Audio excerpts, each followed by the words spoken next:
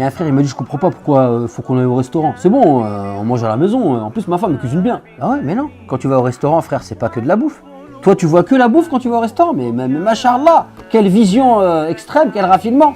Mais quand tu sors ta femme au restaurant, tu la sors de la maison, tu l'amènes dehors, elle est contente, elle se sent importante. Et puis c'est un moment d'intimité, tu peux parler, tu la regardes dans les yeux, elle te regarde. Oh, subhanallah al-adim, d'où tu sors? Homme de Cro-Magnon, là, homme des cavernes. Quand même, subhanallah al-adim. Et il me parle d'économie.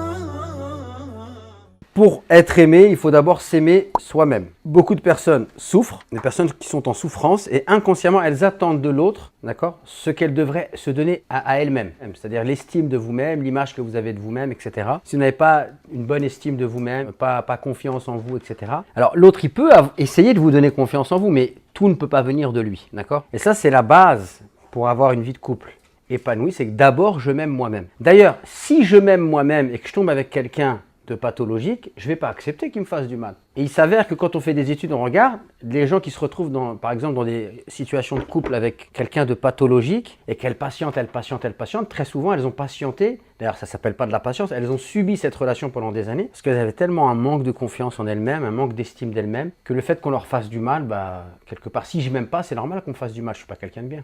Et d'ailleurs, s'aimer soi-même, c'est quelque part se connecter à la réalité de la foi. Parce que si je suis croyant ou croyante, je considère qu'Allah m'a créé, et Allah, quand il a créé tous les êtres humains, il dit وَلَقَدْ كَرَّمْنَا بَنِي آدَمَ. Nous avons accordé beaucoup de noblesse aux fils d'Adam. Et ici, il ne dit pas les croyants, pas les non-croyants, tout le monde. Donc si vous êtes un fils d'Adam, Allah, il vous a accordé de la noblesse. Et rien que ça, c'est suffisant en soi pour s'aimer. Ensuite, le deuxième point, c'est que pour construire un amour durable, il faut se connaître. Alors quand je dis il faut se connaître, c'est flou en fait, parce que les gens ils disent je me connais, je m'appelle Abdel Hafid, j'habite à Ivry, je suis marié, j'ai des enfants, je me connais. Non, c'est pas ça se connaître. Se connaître, c'est quoi? Je connais ma personnalité, je sais comment je fonctionne. Et en fait, quand vous apprenez à vous connaître, vous comprenez pourquoi vous faites toujours les mêmes erreurs, pourquoi il y a des choses vous n'y arrivez pas du tout, pourquoi des choses vous y arrivez très facilement. Et puis surtout, vous comprenez à la fois où sont vos points forts, où sont vos faiblesses, etc. Et ça aide beaucoup. Et même après, dans la vie de couple, par exemple, des reproches que mon épouse va me faire, je peux les comprendre quand je me connais. Vous comprenez ce que je veux dire? Donc c'est essentiel. Et puis si elle aussi, elle se connaît, dans notre relation, de par ta personnalité et de par la mienne, sur ça on est en décalage et sur ça on est en phase. Et c'est pas grave si on est en décalage sur ça. Moi je vais essayer de développer des compétences. Et c'est là que la vie de couple, elle est merveilleuse. Parce que du coup, moi je vais devoir apprendre quelque chose qui va m'être enseigné par ma femme. Et puis moi aussi, je vais apprendre quelque chose à ma femme.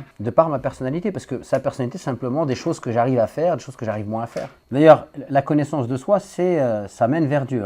Allah Azza wa Jalla dit dans le Coran Sanurihim ayatina fil afaq wa fi anfusihim hatta yatabayyana lahum annahu al-haq. Nous leur montrerons nos signes, donc les signes de la grandeur d'Allah, dans l'horizon et en eux-mêmes, jusqu'à ce qu'ils soient persuadés que ce soit la vérité. Donc c'est-à-dire apprendre à se connaître dans son fort intérieur, c'est une voie qui mène vers la reconnaissance de Dieu. Et d'ailleurs, l'imam Ibn al-Qayyim, dans son célèbre ouvrage Al-Fawaid, il a un chapitre qu'il a intitulé « Celui qui ne connaît pas son âme ne connaît pas son Seigneur ». Alors ensuite, la complémentarité plus que la ressemblance. Quand un homme et une femme, ils sont différents mais ils sont complémentaires, en fait, ils deviennent forts, ils deviennent une source d'enrichissement mutuel l'un pour l'autre. Pour être capable d'être complémentaire, c'est-à-dire qu'il faut accepter la différence de l'autre. On est complémentaire dans notre personnalité, d'accord ? Maintenant, le fait qu'on regarde dans le même sens, oui, bien sûr, c'est nécessaire. Non, la complémentarité, c'est plus en termes de personnalité, en termes de compétences, en termes de... Voilà, où est-ce que c'est dans ce cadre-là. Par contre, pour se marier, c'est un projet commun. Ça veut dire qu'on partage un idéal de vie commun. Sinon, là, c'est pas possible. Moi, j'ai un ami à moi, c'est un boxeur. Personne parle avec lui. Depuis tout petit, tu le cherches pas. C'est une armoire à glace. Et subhanallah, on l'a vu, il met une droite et les gens ils tombent. Et lui, il nous a dit un jour, il a dit moi, depuis que je me suis marié avec ma femme, il m'a dit jamais je m'occupe de l'argent. Il dit moi je suis nul en argent, je suis zéro, je sais pas gérer l'argent. Pourtant tu vois, viril, machin, etc. Mais alhamdoulilah, je me suis marié avec ma femme, c'est une très très bonne gestionnaire. Il m'a dit j'avais toujours des problèmes d'argent, le jour où je me suis marié avec ma femme, j'ai plus eu de problème d'argent. Alors, ils sont complémentaires. Et lui, il n'a pas fait le bête. Il n'a pas dit non, c'est un homme, gère l'argent. Non, il travaille, sa femme ne travaille pas. Elle a tout, carte bleue, machin, c'est elle qui fait. Lui, il fait rien, il accepte. Parce qu'il dit moi, je sais pas gérer. Alors, accepter son partenaire et ne pas chercher à le façonner tel que l'on souhaite, ça c'est un problème. En fait, quand vous vous mariez avec quelqu'un, il a une personnalité, etc. Si vous voulez le façonner à votre image, ça marche pas. Donc ça veut dire qu'il faut accepter la personne telle qu'elle est. Par exemple, un homme qui va faire des démonstrations de son amour. Mais il va le faire à sa façon à lui. Il va être maladroit, je sais pas moi. Mais la femme, elle attend d'une manière. Et donc quand son mari lui fait une démonstration à sa manière à lui, elle ne sait pas le recevoir en fait. Elle aimerait pour elle, c'est codifié, parce que c'est comme dans les films, il faut qu'ils viennent ici, il a fait un chemin de rose par terre dans la maison. Ça, c'est dans ta tête à toi.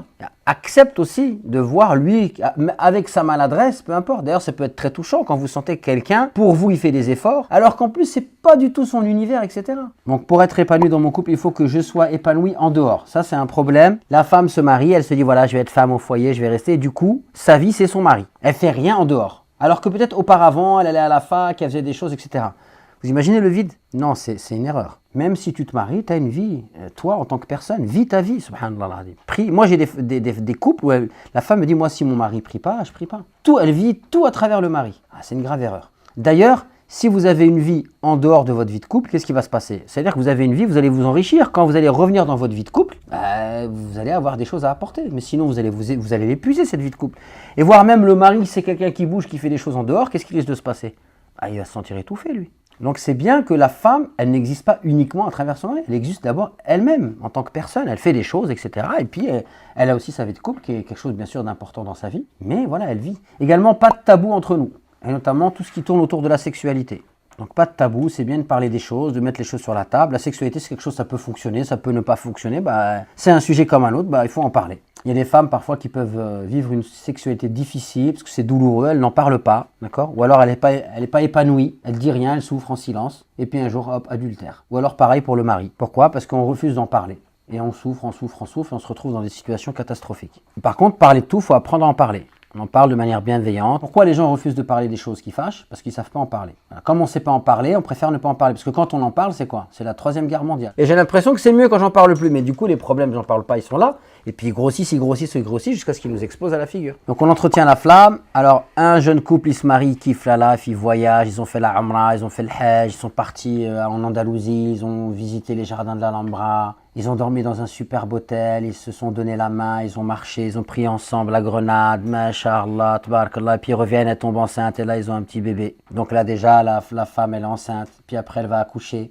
Donc pendant au minimum 40 jours, peut-être ils vont pas avoir de rapport. Pendant la grossesse, déjà la grossesse ça a changé un petit peu. Au début la femme elle supportait pas son mari dans la grossesse, il sentait mauvais. Et puis après du coup, cette vie sensuelle, sentimentale qu'ils avaient au début avec l'arrivée de l'enfant, ça y est, ça change. Et puis la mère, c'est la première fois qu'elle expérimente la maternité. Elle est comme ça avec son bébé tout le temps. Elle veut fusionner avec lui, elle le ramène dans le lit et tout, etc. Donc là, non, c'est extrêmement important. Tout au long de la vie de couple, on cherche toujours à entretenir la flamme.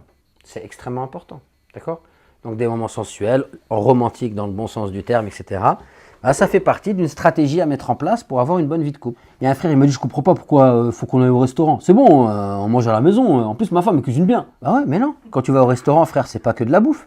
Toi, tu vois que la bouffe quand tu vas au restaurant. Mais machallah, quelle vision extrême, quel raffinement. Mais quand tu sors ta femme au restaurant, tu la sors de la maison, tu l'amènes dehors, elle est contente, elle se sent importante, et puis c'est un moment d'intimité, tu peux parler, tu la regardes dans les yeux, elle te regarde, oh, subhanallah al-adim, d'où tu sors? Homme de Cro-Magnon, là, homme des cavernes. Quand même, subhanallah al-adim. Et il me parle d'économie. Donc non, c'est extrêmement important. Donc on s'intéresse l'un à l'autre et on se soutient, d'accord? Donc c'est-à-dire que par exemple, la femme, elle peut faire des choses d'un point de vue professionnel, par exemple, puis l'homme, eh ben voilà, je m'intéresse à ce que ma femme fait, à ce qu'elle produit, etc. Puis je la valorise dans son travail, elle me valorise dans mon travail, on échange. Elle me partage par exemple son univers qui n'est pas le mien, et puis moi je lui partage des choses de mon univers qui n'est pas le sien. Et ça c'est extrêmement intéressant, c'est extrêmement important que ça puisse se produire dans un couple. Également, l'amour demande un investissement intense et continu, ça c'est un gros problème. Beaucoup en fait ils pensent que je me marie, en fait il faut que je trouve la bonne personne. Une fois que je l'ai trouvée, on est en train de kiffer, puis on se marie. Et une fois qu'on se marie, tout va rouler. Tout va couler de source. Ben non, c'est faux. Une fois que tu te maries, tout commence. Et c'est un combat de tous les instants pour que la vie de couple, elle fonctionne. C'est un investissement, tu dois t'investir. C'est jamais acquis en fait. Donc c'est un investissement, tu t'investis du temps, de l'énergie, de l'attention, Il n'y a rien qui coule de source, il y a tout à construire. Tu es dans un chantier, une fois que tu es marié, il y a tout à construire. C'est un investissement continu en fait le mariage. Donc ça c'est extrêmement important à comprendre. Et ça va un peu dans le même sens, l'amour se cultive au quotidien par des mots doux et des petites attentions. D'accord, du savoir-vivre. Comme j'ai dit, man kana sahlan layyinan, le fait d'être agréable à vivre, doux, de ne pas dramatiser les choses, etc.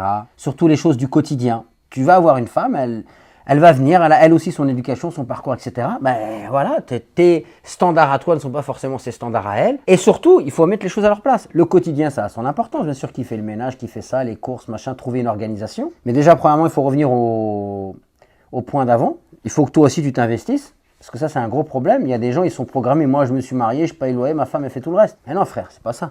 Arrête de rêver, quoi. Même les enfants, ils veulent pas s'en occuper, certes. Donc, c'est très important. Le contraire, c'est tu t'investis. Et par contre, tout ce qui est au niveau, je sais pas, vie quotidienne, etc., il faut se faciliter la tâche, en fait. D'accord ? Il faut se faciliter la tâche. Il ne faut pas venir avec des niveaux d'exigence exceptionnels. Et par contre, ben voilà, la vie au quotidien, il faut qu'elle soit agréable. Donc voilà, on est permissif, on est facilitant, et puis surtout, voilà, des mots doux, des petites attentions, etc. Tu vois que ta femme, elle est stressée pour un truc, bah, tu l'aides, tout simplement. Et c'est comme ça que ça va on va augmenter l'amour dans le couple.